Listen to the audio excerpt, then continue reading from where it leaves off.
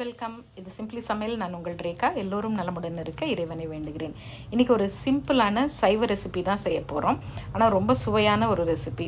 எப்பயும் ஒரே மாதிரி சாம்பார் வச்சு அதையே திரும்ப திரும்ப சாப்பிட போர் அடித்தவங்க கண்டிப்பாக இந்த மாங்காய் பருப்பு குழம்பு ட்ரை பண்ணி பாருங்கள். ரொம்ப சுவையாக இருக்கும். இது ஒரு ஆந்திரா ஸ்டைலில் உள்ளது. இந்த சீசன் முடியறதுக்குள்ளே ஒரு தடவை செஞ்சிட்டிங்கன்னா அப்புறம் நீங்கள் 2-3 தடவை கண்டிப்பாக செஞ்சு சாப்பிடுவீங்க. அவ்வளோ சுவையாக இருக்கும். ஆந்திரா ஸ்டைலில் ஆந்திராய் மாமிடிக்காயை பப்புன்னு சொல்லுவாங்க. இது ரொம்ப டேஸ்ட்டாக இருக்குங்க. ட்ரை பண்ணி பாருங்கள். நம்ம சேனலில் புதுசாக பார்க்குறவங்க சேனல் பிடிச்சிருந்துன்னா மறக்காமல் சப்ஸ்கிரைப் பண்ணிக்கோங்க. பெல் ஐக்கான் கிளிக் பண்ணிவிடுங்க. ஆல் பட்டனும் ப்ரெஸ் பண்ண மறந்துடாதீங்க. வாங்க இப்போ நம்ம கிச்சன் போகலாம்.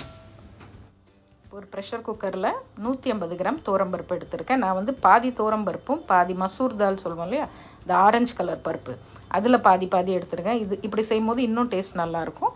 இல்லை வெறும் தோரம்பருப்பு மட்டும் கூட எடுத்துக்கலாம், அது உங்கள் ஆப்ஷன் தான். இப்போ அது 2-3 தடவை நல்லா வாஷ் பண்ணிவிடுவோம்.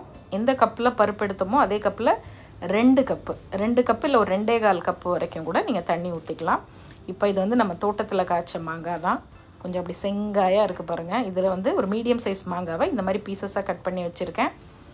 அப்புறம் ஒரு வெங்காயம், ஒரு தக்காளி, ஒரு 2-3 பச்சை மிளகா, அப்புறம் கொஞ்சோண்டு வெங்காயம் பொடியாக நறுக்கி வச்சுருக்கேன். அது கடைசியில் தாளிப்புக்கு சேர்க்கறதுக்காக. இப்போ இது எல்லாத்தையுமே அப்படியே நம்ம பருப்பில் சேர்த்துடலாம்.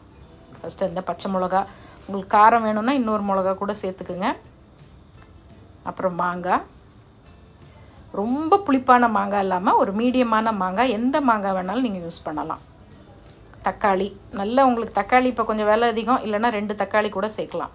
அடுத்தது நம்மளுடைய மசாலா சேர்க்க போகிறோம். நம்மளுடைய ஃப்ரெஷ்ஷான செந்தூர் மசாலாஸ் வேணுங்கிறவங்க இந்த நம்பரில் நீங்கள் வாட்ஸ்அப்பில் மெசேஜ் பண்ணுங்கள். ஃப்ரெஷ்ஷான மசாலா உடனே ரெடியாகி உங்கள் வீட்டுக்கே வந்துடும்.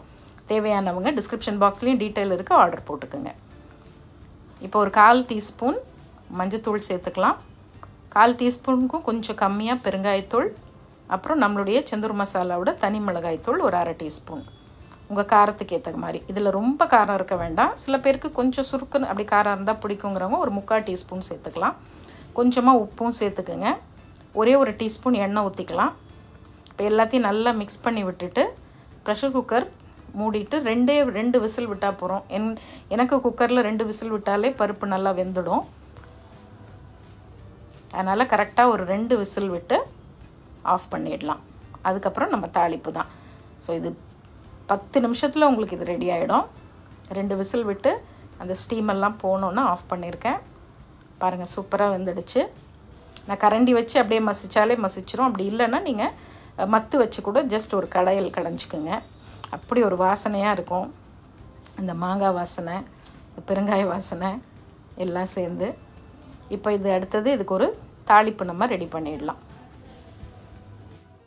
ஒரு டேபிள் ஸ்பூன் கடலெண்ணெய் இல்லைன்னா கடலெண்ணெயில் தாளிங்க, ரொம்ப நல்லாயிருக்கும்.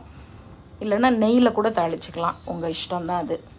இப்போ 1 டீஸ்பூன் கடுகு, 1/2 டீஸ்பூன் சீரகம், இது ரெண்டும் கொஞ்சம் பொரிஞ்சு வரட்டும். நம்ம கொஞ்சோண்டு வெங்காயம் பொடியாக நறுக்கி எடுத்து வச்சோம் இல்லையா ஃபஸ்ட்டு, அதை இப்போ சேர்த்துக்கலாம். கூடவே ஒரு 4-5 பல் பூண்டு, ஜஸ்ட் அந்த மேல் தோலோடைய 1-2 தட்டி சேர்த்துக்குங்க. இந்த பூண்டு வாசனை ரொம்ப நல்லாயிருக்கும். பூண்டு சாப்பிடாதவங்களா இருந்தீங்கன்னா அதை மட்டும் நீங்கள் அவாய்ட் பண்ணிக்கலாம். ஸோ இது லேசாக கொஞ்சம் லைட் கோல்டன் ப்ரௌனாக பொரிஞ்சு வரட்டும். ஃப்ரெஷ்ஷான கருவேப்பிலை, ஒரு 2 காஞ்ச மிளகாய் அப்படியே கிள்ளி சேர்த்துக்குங்க. இது எல்லாம் நல்லா லைட்டாக வதக்கி விட்டுட்டு இப்போ பக்கத்தில் சிம்மர்லேயே நம்ம பருப்பு அப்படியே கொதிச்சுக்கிட்டு இருக்கு. ஒரு 2 நிமிஷம் தான், அதுக்கு மேலெல்லாம் தேவையில்லை. இப்போ இறக்கிறதுக்கு முன்னால், இந்த தாளிப்பு இறக்கிறதுக்கு முன்னால் ஒரே ஒரு துளி, ஒரு 1/4 டீஸ்பூன் கூட இல்லை, அதை விட ரொம்ப கம்மியாக 1/8 டீஸ்பூன் அளவு ஃப்ரெஷ்ஷான அந்த தூள், செந்தூர் மிளகாய் தூள் சேர்த்து அதையும் ஒரு போட்டு கலக்கி இப்போ பருப்பில் அப்படியே தூக்கி ஊற்றிடுங்க. போட்டு நல்லா கலக்கி விட்டுட்டு ஒரே ஒரு கொதி, 1 நிமிஷம் அப்படி கொதித்து வரும்போது நல்ல பொடியாக நறுக்குன ஃப்ரெஷ்ஷான கொத்தமல்லி நல்லா தாராளமாக சேர்த்துட்டிங்கன்னா அப்படி ஒரு மணமாக இருக்கும்.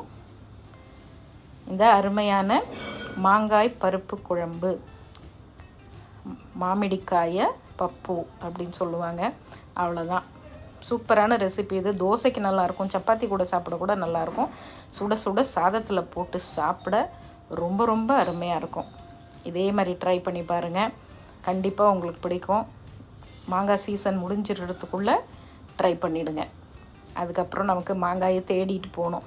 இப்போ எங்கெல்லாம் மாங்காய் கிடைக்குதோ சட்டுன்னு வாங்கி வச்சு நீங்கள் இதை ட்ரை பண்ணிடலாம். ட்ரை பண்ணி பார்த்துட்டு எப்படி இருக்குன்னு சொல்லுங்கள். பிடிச்சிருந்ததுன்னா உங்கள் நண்பர்கள் கூட பகிர்ந்துக்கோங்க. செந்தூர் மசாலாஸ் வேணுங்கிறவங்க டிஸ்கிரிப்ஷன் பாக்ஸ்லேயும் டீட்டெயில் கொடுத்துருக்கேன். ஆர்டர் போடுங்க. ஃப்ரெஷ்ஷான மசாலாஸ் முதல் தரமான பொருட்களில் தயாரித்து உங்கள் வீட்டுக்கே அனுப்பிட்டுருக்கோம். நிறைய பேர் ஆதரவு கொடுக்குறீங்க. ரொம்ப ரொம்ப நன்றி. அப்புறம் நம்மளுடைய சேனலை ஃபேஸ்புக்லேயும் இன்ஸ்டாகிராம் பேஜ்லேயும் ஃபாலோ பண்ண மறந்துடாதீங்க. இன்னொரு ஃபேண்டாஸ்டிக் ரெசிபியோட மறுபடியும் பார்ப்போம். இது சிம்பிளி சமையல். நான் உங்கள் ரேகா. தேங்க்ஸ் ஃபார் வாட்சிங். Take care. Bye-bye.